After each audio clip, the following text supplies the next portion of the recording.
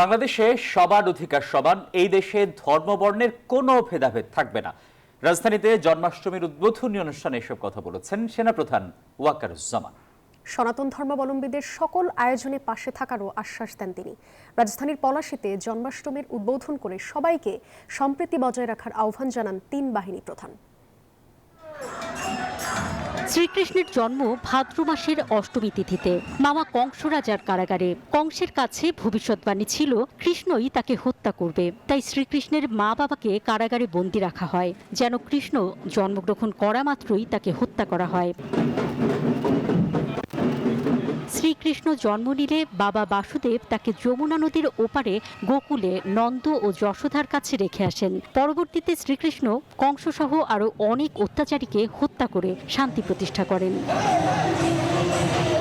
প্রতি বছরের মতো এবারও শ্রীকৃষ্ণের জন্মাষ্টমীর উৎসব। এবার পলাশীতে জন্মাষ্টমীর উদ্বোধন করেন তিন বাহিনীর প্রধান। সনাতন ধর্মাবলম্বীদের সকল আয়োজনে সশস্ত্র বাহিনী পাশে থাকবে বলে প্রতিশ্রুতি দেন তারা।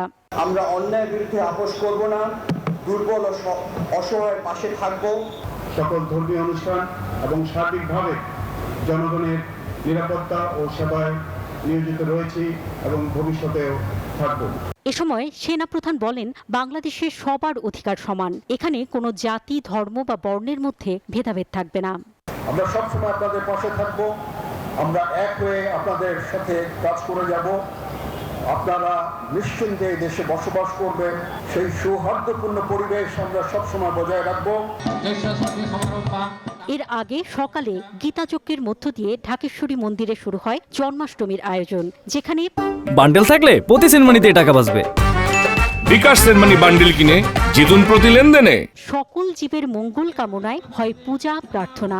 পরিবারের সবাই যেন ভালো থাকে, সবাই যেন সুস্থ থাকে, দেশে এখন ঝামেলা না হোক। ধর্ম বর্ণ নির্বিশেষে সকল লোকের আমরা মঙ্গল কামনায় আজকে এখানে একান্নভুক্ত।